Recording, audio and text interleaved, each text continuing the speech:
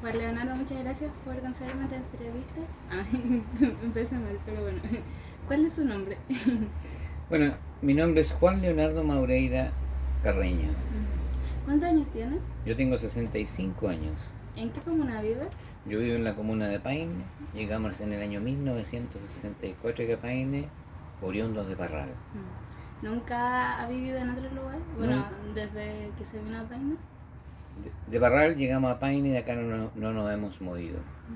¿Y no planea en un futuro ir a otro lugar que no sea Paine?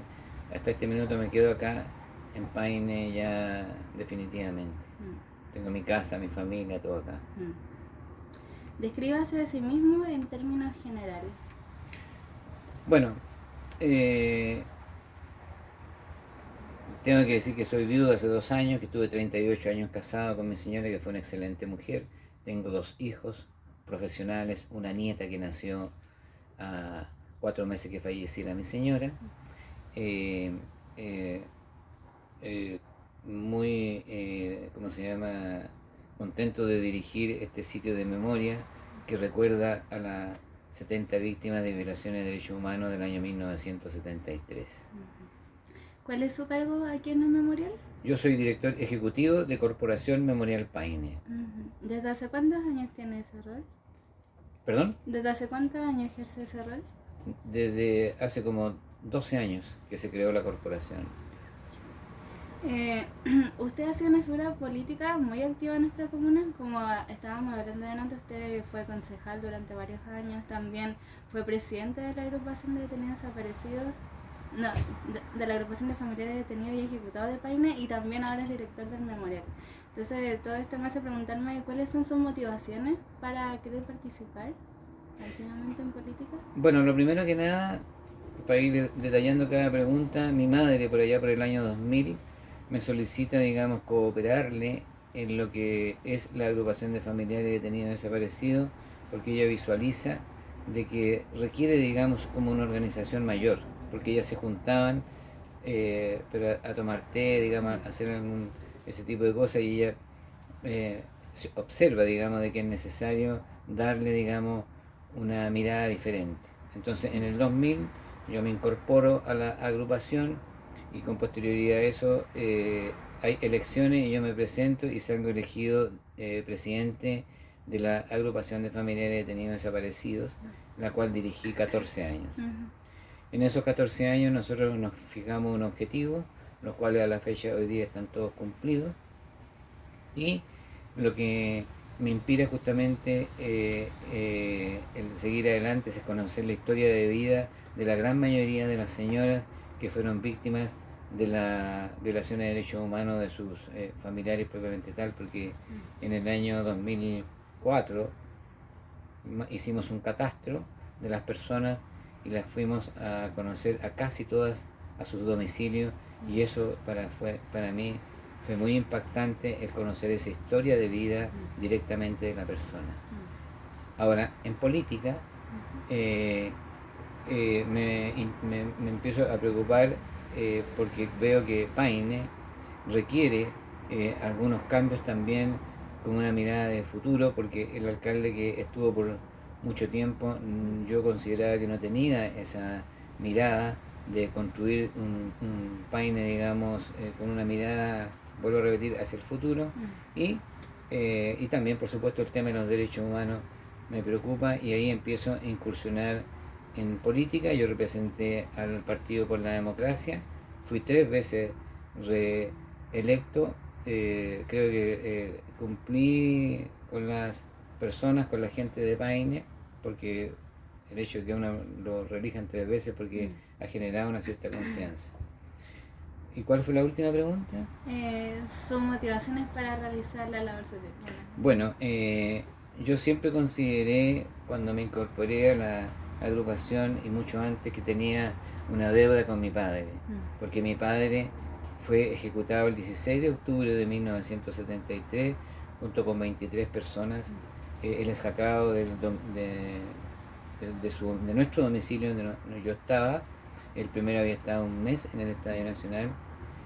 Volvió a la casa, alcanzó a 3 días, y militares de la Escuela de Infantería de San Bernardo lo sacan de su casa y es ejecutado junto con 23 personas ese mismo día en la quebrada de los Quillay. Entonces durante ese periodo yo consideré que tenía una deuda con mi papá porque encontré que la muerte había sido demasiado injusta. Y le quiero también contar algo, que nosotros como familia en el año 76, o sea como familia Maureira Carreño, denunciamos a quien entró a nuestro domicilio, que fue el teniente Andrés Osvaldo Magaña Bao, en los tribunales de justicia de Wynn, como le corresponde a cualquier ser humano. Pero después que nos careamos con esta persona, porque nosotros la identificamos con mi hermano, nos llegó una carta de la Escuela de Infantería de San Bernardo, que mi mamá la tiene, y se le hace una serie de acusaciones a mi papá, pero lo que más importante, indicando que esta persona no había estado en Paine y que ni siquiera conocía a Paine, y si seguíamos haciendo acusaciones iba a ser detenido quien seguía en el rango jerárquico, o sea mi mamá, después mi hermano y después yo. Y ahí a mi madre le dio mucho miedo y no pudimos seguir haciendo nada hasta que volvió la democracia. Y eso también, más la suma de conocer, digamos, los testimonios de la señora, generó en mí una fuerza muy grande para poder comenzar, digamos, a trabajar ya el tema de derechos humanos aquí en Paine en forma bastante decidida. Una consulta, en la agrupación de familiares de detenidos desaparecidos y ejecutados, usualmente las que participan son mujeres. ¿Cómo se siente usted como hombre participando en instancias donde la gran parte de integrantes son mujeres? ¿Cómo ha sido como este desafío? Mire, cuando yo dirigí la agrupación, cuando las empecé a conocer, las sentía como una segunda mamá, como una abuelita, como un familiar más. Entonces no hice ninguna diferencia de género porque la verdad es que me sentía tan identificado con ellas, con lo que le pasaba, que a la gran mayoría las quise muchísimo. Digo las quise porque hoy día yo no dirijo la agrupación y hay algunas personas que han fallecido, pero me imaginaba a mi abuelita, se me imaginaba a mi mamá. Entonces todo eso yo lo incorporé en mí y siempre trabajé, digamos, por ellas, pensando justamente en cómo ayudarle, cómo tratar de resolver el problema que era el que le había ocurrido a su marido, a su esposo, a su papá. Ahora, sobre el memorial, las víctimas y el proceso de recordar, para usted, ¿qué significa la memoria, el proceso de recordar? Bueno, creo que la memoria siempre tiene que permanecer porque es la manera justamente de mantener viva la historia. Y más sobre todo en este tipo de casos cuando se producen las violaciones de derechos humanos. Porque todas las personas que están aquí, las 70 víctimas, ninguna de ellas tuvo un juicio. Todas fueron detenidas en la calle, se presentaron voluntariamente o sacadas de sus casas. Entonces, aparte de eso, hay que recordarlos a ellos como persona, como individuo, como ser humano. Entonces creo que la memoria juega un rol, pero tremendamente importante. En este sentido, ¿por qué es importante mantener la memoria? Usted dice que, bueno, además de mantener la historia viva como tal. Nosotros hoy día, como Corporación Memoria de Paine, trabajamos con los colegios, con las organizaciones sociales, y ahí yo me percato justamente que los jóvenes deben saber qué es lo que ocurrió, y no porque una persona piense en forma diferente va a ser violentado su derecho. Entonces creo que en ese sentido, por supuesto, la memoria es muy importante. Ahora sobre la construcción del memorial, que lleva casi 20 años, este proceso de construcción, ¿en qué año comenzó a gestarse la idea? ¿De qué manera? ¿Quiénes fueron los propulsores? Bueno, esto comienza cuando yo me hago cargo de la agrupación y presentamos nuestros objetivos, y dentro de los objetivos está justamente tener un lugar donde nosotros poder de alguna manera recordar a nuestros familiares. Digo un lugar porque no, o sea, se hablaba de un memorial, pero era la idea que teníamos y que se presentó a la agrupación, y ahí cuando aparece el presidente Lagos aparece con un programa que se llama No hay mañana sin ayer, y en ese programa él indica que los lugares que hubieran violación a los derechos humanos, estas organizaciones presentaron a través del programa de derechos humanos la idea o la inquietud. Y ahí nosotros presentamos la inquietud y primero se nos había asignado un lugar a la entrada de Paine, que fue en la Punta de Diamante, donde está al frente de lo que es la entrada en el peaje. Inmediatamente fue rechazada por la agrupación porque consideramos que eso no tenía nada que ver por la magnitud de lo que significaban los sucesos.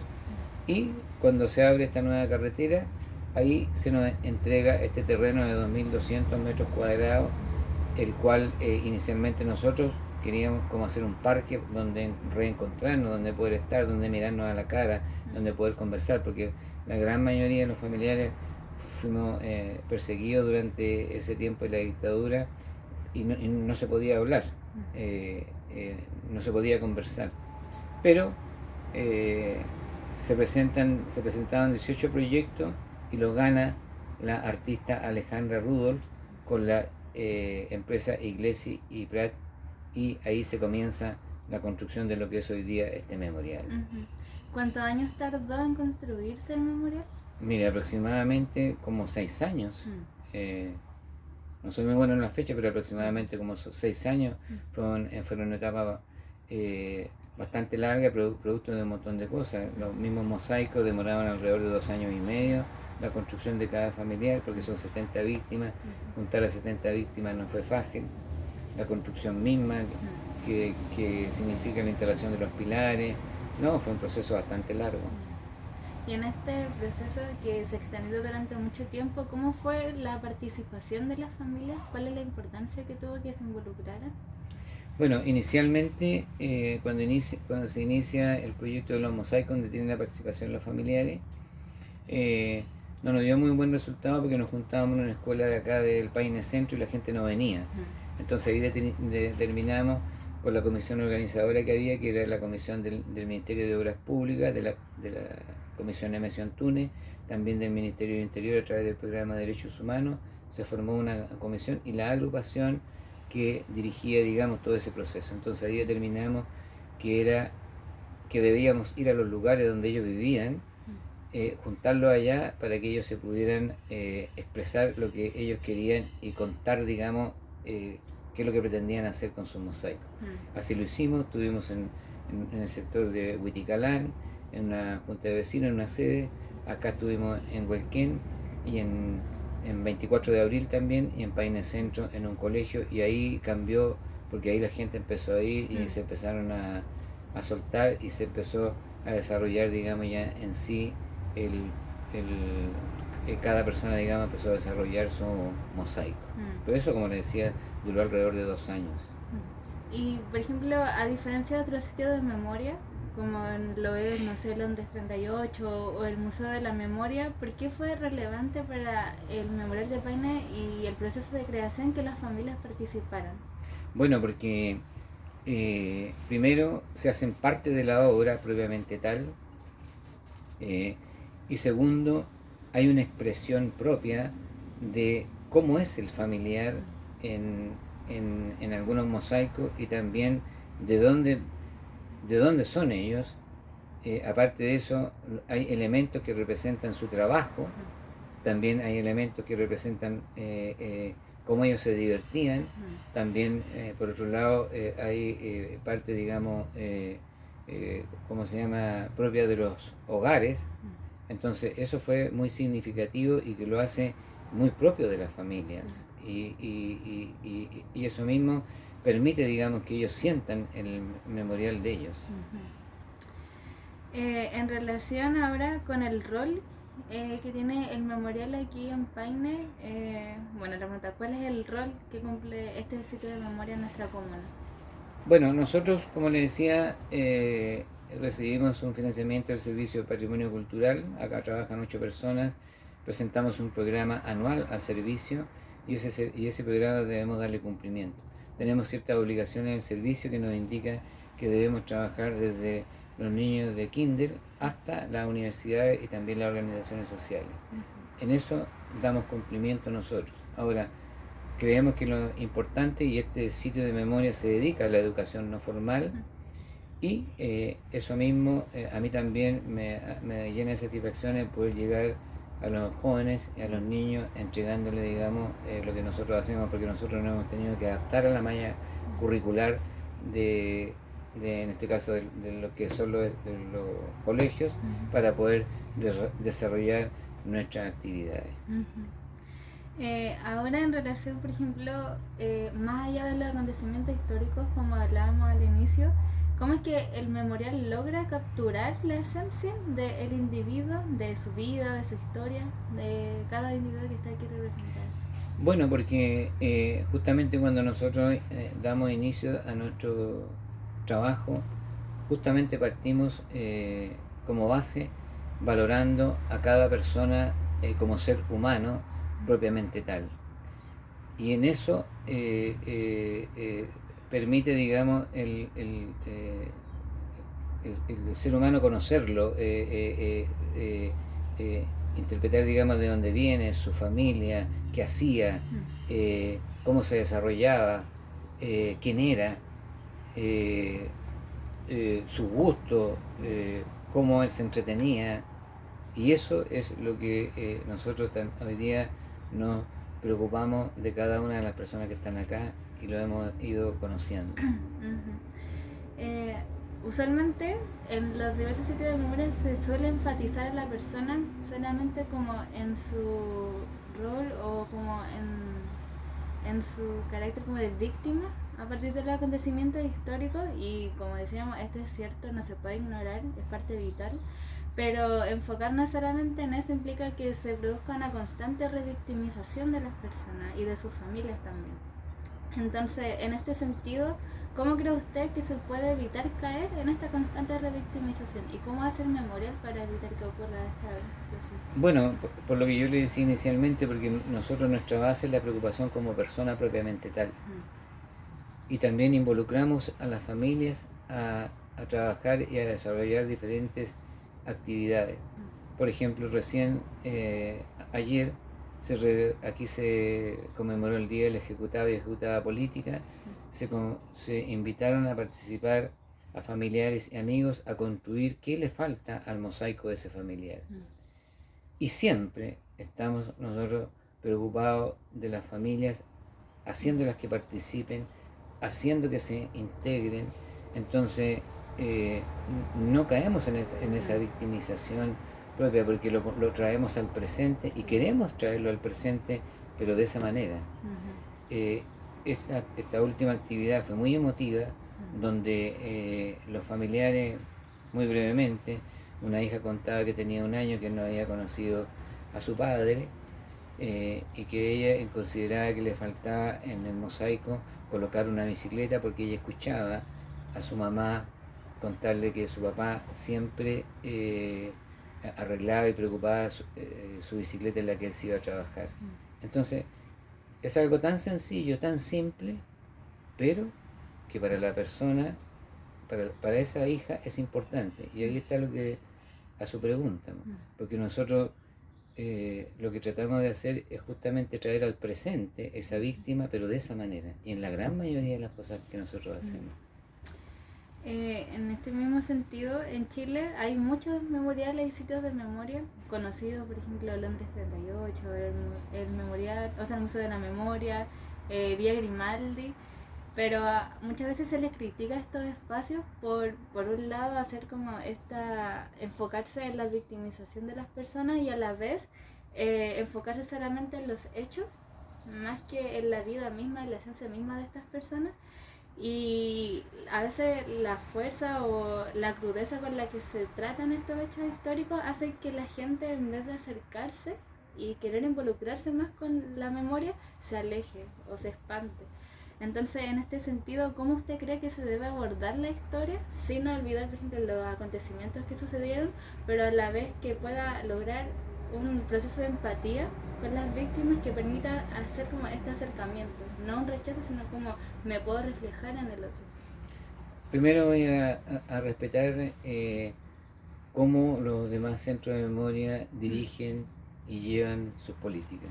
Cada centro dirige como estime conveniente, de acuerdo con los directorios de las instrucciones o las directrices. Ahora, con respecto a lo que usted me pregunta, era también lo que yo le contestaba anteriormente. Nosotros hemos decidido primero educar este es un sitio de memoria que realiza una educación no formal.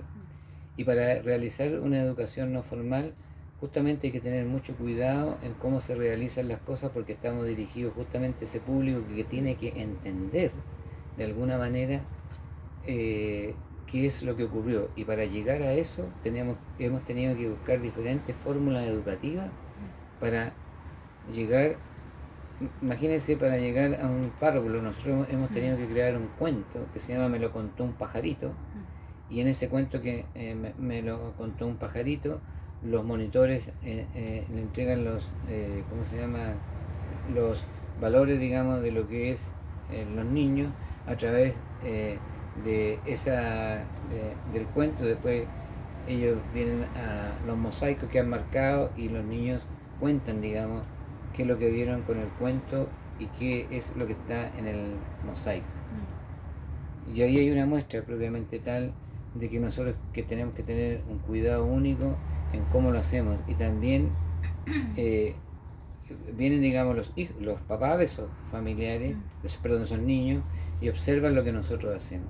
Entonces, yo diría de que en ese sentido nosotros hemos tenido que preocuparnos para poder integrarlos a toda esa comunidad y buscar la fórmula de que esto sea diferente en el trabajo. Además, por ejemplo, de esa herramienta que usted mencionaba sobre el cuento que se les contaba a los niños, ¿qué otro tipo de herramientas ocupan para llevar a cabo la exposición de la historia de memoria? Mire, también hacemos ¿cómo se llama? El kamishibai, no sé si lo ubica usted, que es una lámpara que se pone por detrás y se colocan los personajes. También lo utilizamos eso, pero también el área de educación ha creado, es que son varias,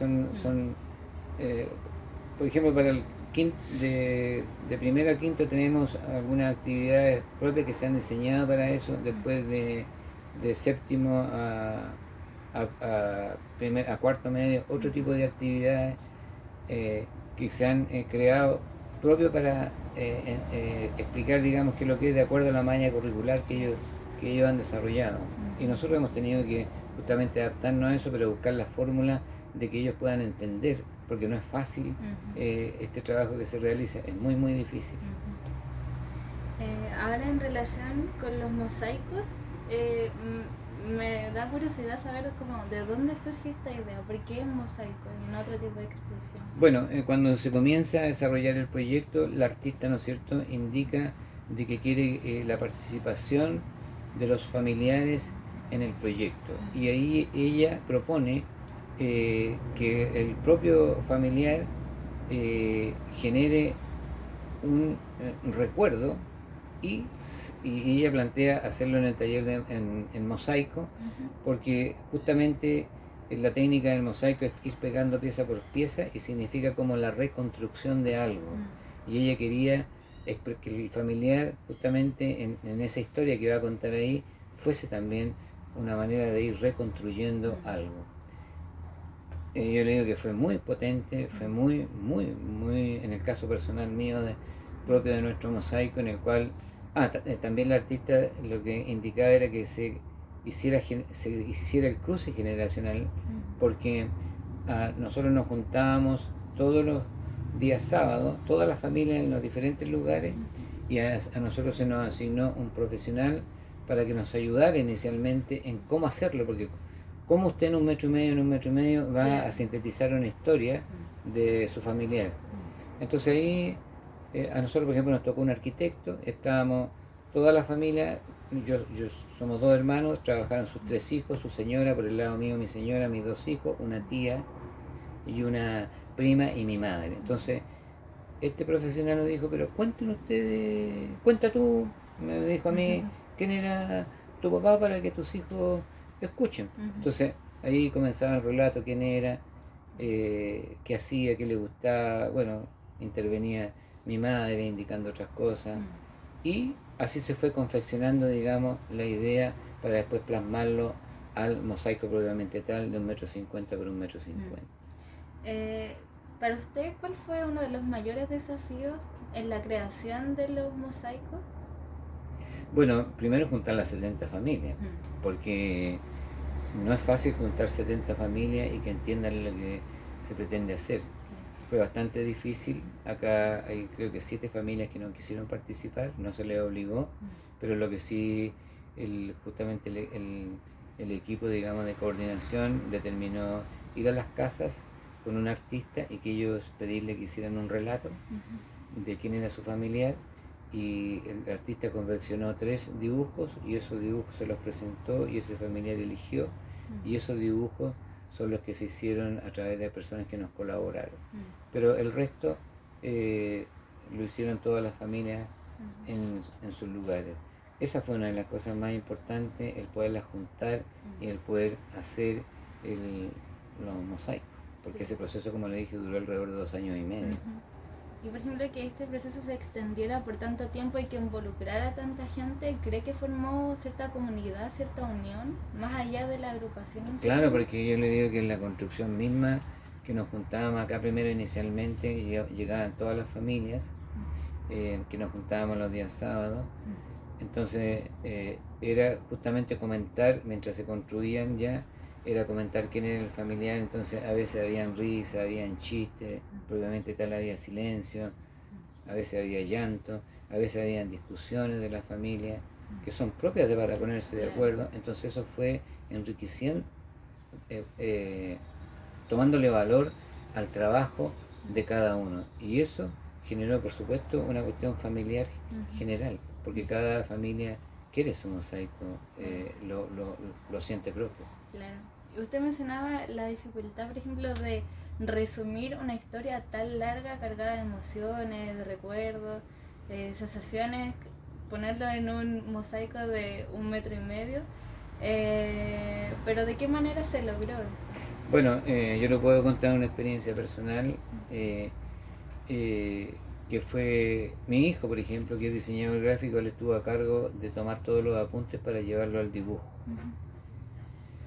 Entonces, como le dije, nos juntábamos los días sábados y él, digamos, de todo lo que se conversaba, le iba tomando apuntes, pero a mí personalmente me ocurrió que como yo dirigía, me llaman un día por teléfono, después de haber transcurrido casi los 2 años y medio, me dicen: Juan Leonardo, tú no has entregado tu trabajo, el dibujo, y tienes que entregarlo porque se están haciendo los approaches ya en los... Chuta, le dije, ¿y cuánto plazo? Es que se terminó, me dijo, se te olvidó a ti. Entonces yo llamo a mi hijo y le digo: Emerson, se terminó el plazo, hay que entregar el dibujo. Entonces, a su pregunta, y él me dice: pero si ustedes no se han puesto de acuerdo, ¿cómo cómo voy a colocar si no se han puesto de acuerdo? Porque era verdad, porque eran diferentes ideas. Entonces le dije yo asumo la responsabilidad de la familia, lo que tú tienes, tíralo al papel, se lo presentamos a la familia, tú lo explicas y eso enviamos para Santiago. Y así se hizo. Él todo lo que tomó de apunte lo tiró al papel como diseñador, como artista, se lo explicamos a la familia y la familia estuvo de acuerdo y así salió. No es que se haya dicho ponga acá, ponga allá, ponga acullá, pero así resultó. Y así también le ocurrió a muchas familias para lograr ponerse de acuerdo, porque no fue fácil esa etapa. Y bueno, usted como participante activo de la creación del mosaico y también como director del memorial, ¿cómo vio usted o cómo cree usted que este proceso afectó, o bueno, no afectó, sino que impactó la vida de las personas que estuvieron realizando también los mosaicos? No, usted usó bien la palabra afectó, porque hay muchas hay muchas personas que le afectó y que no fueron capaces de trabajar, porque fue tan violento. Y yo tengo una persona que trabaja conmigo aquí, y que justamente no pudo desarrollar el trabajo de su padre, porque no fue capaz, porque no lo conoció, su mamá estaba embarazada y ella se bloqueó.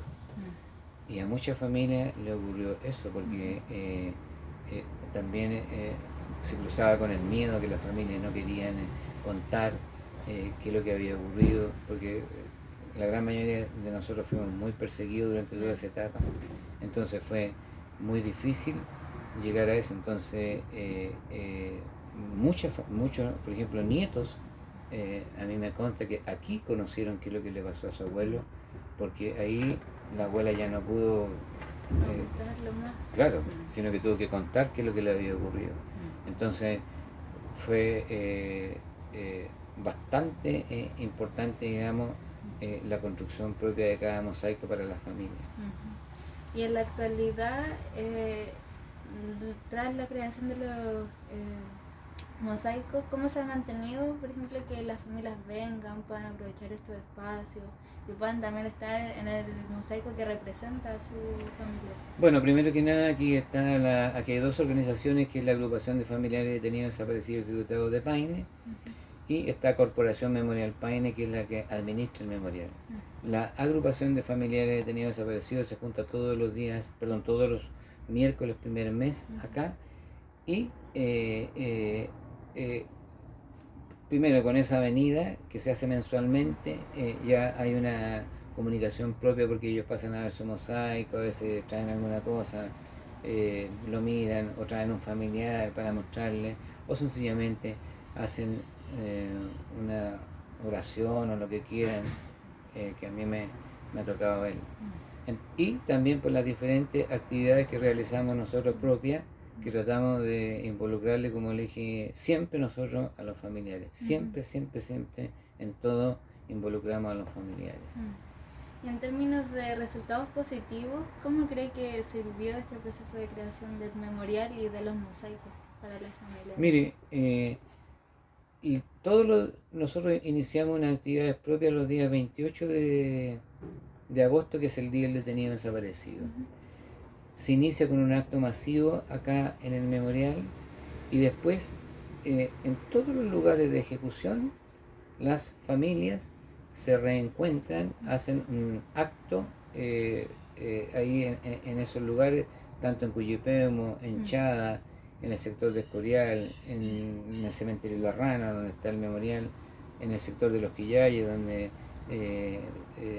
mataron, digamos, a las 24 personas. Nosotros hacemos ahí una actividad familiar, y eso también es muy fuerte, muy impactante, y cada año las familias han ido aumentando, y cada vez, porque Corporación Memorial Paine le hacía muchas veces toda la estructura de lo que era el libreto, y nosotros generalmente hacíamos casi toda la actividad. Hoy día lo están haciendo los familiares, ellos. Entonces eso para mí también ha sido muy, me ha generado mucha energía, porque ellos se han apropiado de eso, y es lo que tienen que hacer, apropiarse de eso como familia. Entonces ellos mismos lo han desarrollado, y este año ha sido muy gratificante, porque en todos los lugares que hemos ido había una participación masiva, 50, 80, 130 personas, que son todos familiares y amigos. Entonces ese es el resultado de la siembra que se ha ido haciendo durante todo este tiempo, porque si no hubieran, yo diría estamos mal, pero ha sido al revés. Ahora, en relación al rol del Estado como garante en materia de memoria. Mire, ahí yo considero que hay una deuda muy grande del Estado, muy grande, porque en el caso de nosotros, claro, nosotros recibimos un financiamiento, pero nosotros le tenemos que hacer todo el trabajo al Estado. Y de parte del Estado considero yo que hay poca ayuda, porque claro, ellos entregan un dinero, pero creo que debería haber mayor participación de los diferentes ministerios en lo que es justamente bueno, en este tipo de espacio, o en el trabajo que uno desarrolla. Entonces cuesta que se involucre el Estado, y que debería ser como una política que no para el gobierno de turno, sino que sea estipulado y se desarrolle de esa manera. ¿Cree usted que aquí en Paine debieran levantarse más sitios de memoria? Por ejemplo, hace un tiempo vi un documental que hablaba sobre Alejandro Acevedo, ¿no? Busto, Alejandro Busto, que él habla sobre la ejecución que hubo en Coyipemo, y que él deseaba que se levantara un memorial, pero que él no tenía la ayuda suficiente para que esto se hiciera. Entonces él mismo iba y creaba un sitio de memoria, pero que le faltaba apoyo. Me acuerdo Claro. que mencionaba bastante esa idea. ¿Usted cree que debiera apoyarse este tipo de iniciativas dentro de nuestra comuna? Claro, porque es lo mismo que le decía yo inicialmente en el rol del Estado. Mm, El Estado ahí es donde debería participar y hacerse cargo de eso y levantar, digamos, esa misma idea de Alejandro mm, y levantar ahí, digamos, un memorial, porque no es solamente ahí, mm, también tenemos en la Cuesta de Chaga, donde mm, mataron a 17 personas, también está en el sector de Los Quillay y el Lituecho, donde mataron a esas otras 24 personas y así sucesivamente. Y eso yo creo que sirve para marcar presencia y generar para que nunca más vuelva a ocurrir, mm, para que se den cuenta, digamos, de lo que del tremendo error que se cometió. mm, Entonces debería el Estado ahí construir, digamos, ese memorial como una, como le dijera yo, como una, sintiendo esa obligación que tiene que hacer, mm, que debe tener. mm. Y hablando ahora en relación a Paine, ¿usted cuál cree que son los mayores desafíos que ha tenido que enfrentar el memorial, considerando que si bien Paine fue una comuna muy afectada por la violación de los derechos humanos, hay mucha gente que niega estos acontecimientos o no quiere creer que pasaron? Entonces, ¿cómo se lucha como entre querer llevar a cabo un proceso de memoria y que hayan como grupos de detractores o que se oponen como... Claro. Bueno, le digo que para nosotros fue tremendamente difícil llegar justamente a lo que hemos llegado hoy día y todavía no es fácil porque justamente Paine es una comuna donde qué es lo que ocurrió que como es una comuna campesina, una campesina, o sea, una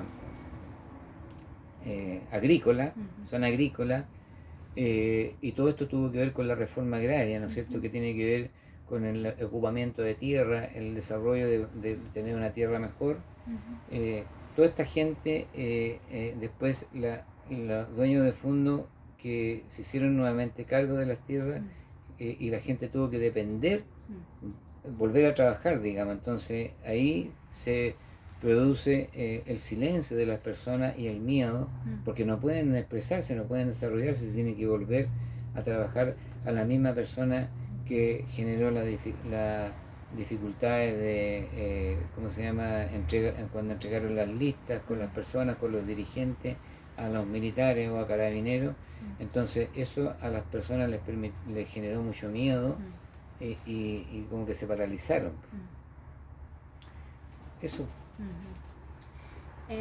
Bueno, y ahora en relación a preguntas más personales, ¿usted cómo recuerda a su padre? ¿Cuál es el recuerdo que emana como de su historia, de su vida? Bueno, mi padre, como le dije, nosotros llegamos en el año 64 aquí a Paine. Mi padre llegó con una empresa de camiones, porque a nosotros nos tocó construir la carretera desde Angostura hasta el puente Maipo, junto con otras empresas, por supuesto, y donde mi papá echaba gasolina, el dueño de la empresa le ofrece a él arrendar una pulpería. Eh, y mi papá, digamos, vende los camiones y arrienda esa pulpería y la transforma en el primer autoservicio de aquí de Paine. Yo tenía 9 años cuando nosotros llegamos acá a Paine en el año 64 y bueno, yo el recuerdo que tengo de él, que era una persona que le gustaba mucho educar, mucho enseñar, era una persona así con unas normas bastante duras, pero que me sirvieron a mí hasta el día de hoy para hacer lo que yo soy, porque yo, aparte de ser mi padre, yo siempre fui un admirador de él, admiraba esa manera de cómo él eh, eh, tenía una facilidad para enseñar a las personas, y eso me gustaba mucho a mí de él como persona. Eso, no sé qué otra cosa más. En relación, por ejemplo, a sensaciones, olores, sonidos, elementos, ¿qué como motivo de estas cosas le hacen recordar a su padre en el día a día? Eh, no, no, no, no tengo esa parte, pero lo que sí lo que tengo más arraigado es la formación que él me dio inicialmente como niño, en el cual había que ser austero, había que ser muy responsable, estar siempre preocupado en la casa, siempre preocupado de la mamá, ayudar en la casa en todo lo que fuera, ayudar también en el negocio. Él nos enseñó a trabajar siendo muy jóvenes.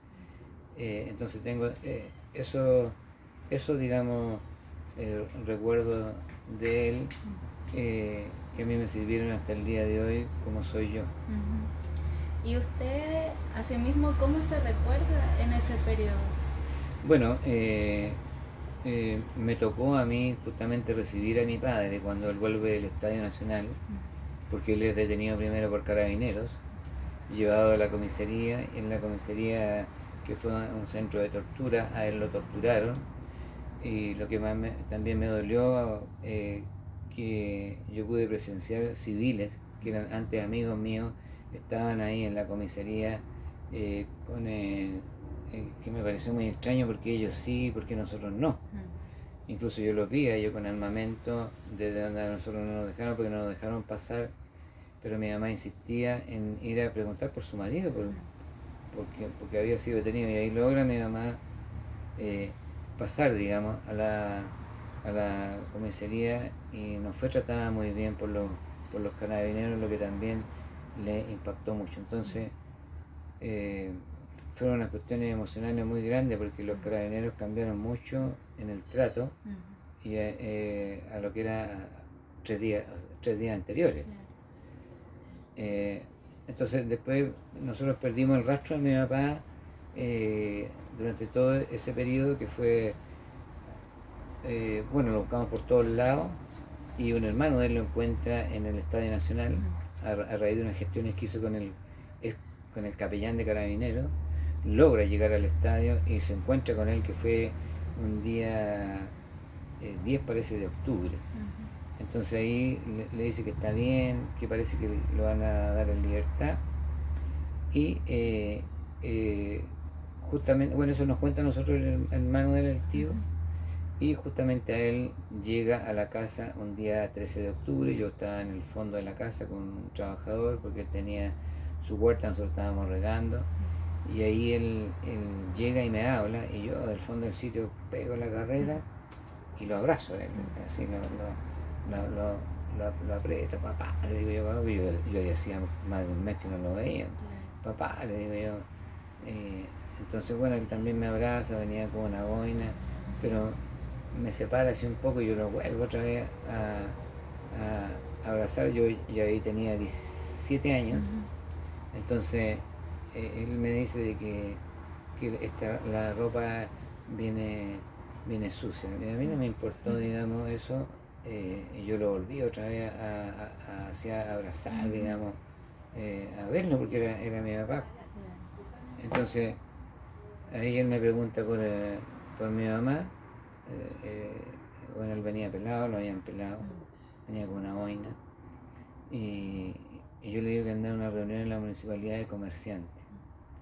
Entonces ahí ingresamos a la casa, y justamente viene llegando mi mamá, y ahí se encuentran ellos, y bueno, y ahí ellos ingresaron al dormitorio, porque son como las 3:30 de la tarde, y ahí él alcanza a estar 3 días en la casa. El 16 de octubre del año 73, como le comenté, militar de la Escuela de Infantería de San Bernardo, a cargo del teniente Andrés Osvaldo Magaña Bao, ingresan a nuestro domicilio, y él es sacado, digamos, por ellos. Estaba yo, mi hermano y mi mamá, nosotros vimos todo eso, y por eso le conté anteriormente que habíamos identificado a Andrés Magaña, y fue él el que ingresó, porque es lo que aparece después en todo lo que es el proceso judicial. Después de ahí, bueno, pasan a Oscar Andrés Pereira, con posterioridad al 24 de abril, después al Nuevo Sendero, y son llevados a la quebrada de los Quillay, en el sector de Litueche, donde fueron ejecutados la misma madrugada del 16 de octubre del 73. Y con posterioridad a eso, en el año 78, Pinochet ordena lo que se llama la Operación Retiro de Televisores, que es ir a los lugares, sacarlos, los cuerpos, y tirarlos con paradero desconocido, para que los familiares no encontremos y no podamos denunciar.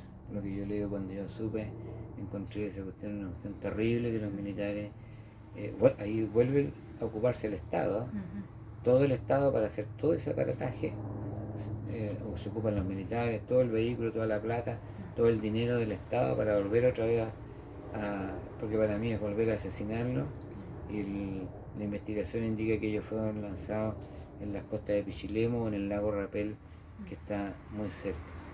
Entonces, a su pregunta inicial, el recuerdo que yo tengo es eso último de mi padre cuando él lo van sacando y él le levanta la mano, digamos, así con... Yo nunca, porque antes a uno lo mandaban con la mirada, lo miraban así, uno dice, papá, diga qué necesita, pero esa mirada yo nunca la pude descifrar, o sea, no la pude descifrar, y bueno, y ahí lo que le conté que fue ejecutado, pero lo que le quería decir también que de las 24 personas en el que mataron en ese lugar se lograron identificar 9 a través de estudios que se llevaron a Glasgow, y a través del servicio médico legal nosotros logramos identificar 9. 7 están en unas capillas en el cementerio de Paine, 2 se las llevaron los familiares a donde ellos quisieran, que eran en sus lugares donde estaban sus otras familias. En relación a eso, lo que conozco es que de su padre hallaron unos lentes. Sí. ¿No me equivoco? De mi padre encontraron, lo que único que encontraron fueron un lente con un vidrio menos, un pedazo de tela que los tiene mi mamá hoy día en la casa, en un cofre, una cosita así, como el último recuerdo, digamos, de él allá en un lugar muy especial. ¿Y para usted qué significa eso? Tener eso. Mire, lo que pasa es que primero usted me preguntó sobre el mosaico.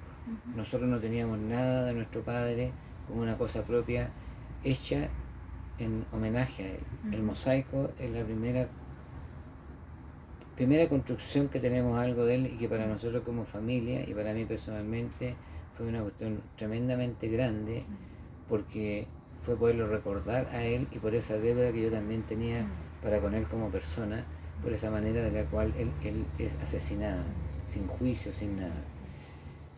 Y con posterioridad a lo que usted me pregunta, los lentes, bueno, tienen el significado de que él ahí, bueno, lo mataron, y que él estuvo ahí, y que ahí se termina, digamos, un ciclo, y que esos lentes, digamos, quedarán en la historia, digamos, del último recuerdo que tenemos de cómo él era él, porque ya sabemos que no lo vamos a encontrar, porque sus restos fueron, como le digo, lanzados a las costas de Pichilemu, el lago Rapel, y tenemos esas dos cosas, pues, su lente y el mosaico.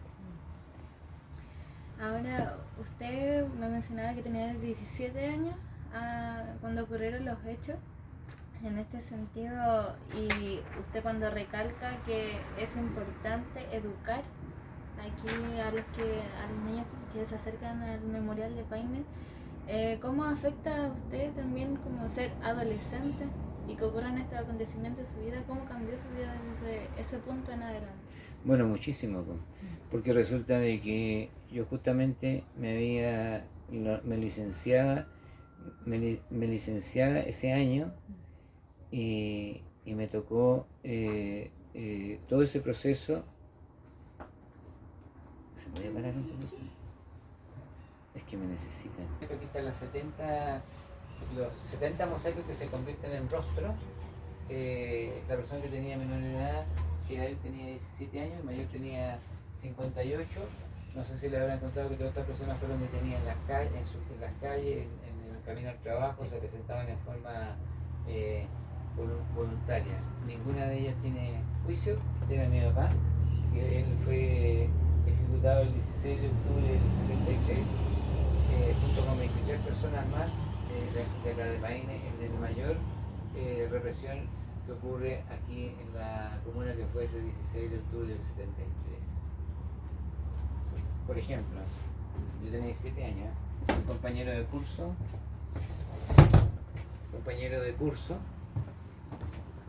compañero de colegio, también fueron ejecutados. Wow. Yo tenía 17 años en esa época. 18, 19, 20. Wow. Pregúnteme, ¿no? Sí, le quería hacer un par de preguntas. ¿De qué colegio son ustedes? Colegio San Marcelo. Colegio San Marcelo. Allá de muy. Perdón. ¿Lo puedo grabar, verdad? Sí. Grabadora. ¿Y cuál es el nombre de ustedes? César Angulo. Yo soy. Yo. ¿Y por qué vinieron hoy día de América? Tenemos que realizar una tesis Ah, sobre. ¿Usted alguna vez vivió, o sea, me puede relatar alguna historia que tenga usted sobre represión que tuvo por parte de organismos de control, tipo carabineros, militantes? bueno, nosotros en el año 78 como familia denunciamos a quien ingresó a nuestro domicilio, que fue un militar de la Escuela de Infantería de San Bernardo. Lo denunciamos en los tribunales como corresponde, como le correspondería a usted si usted entra a robar y usted sabe quién es. ¿Sí? Nosotros denunciamos a esa persona, nos cariamos con esa persona y alrededor de los 45 días nos llega un documento de la Escuela de Infantería de San Bernardo, de quien era el coronel, indicándonos de que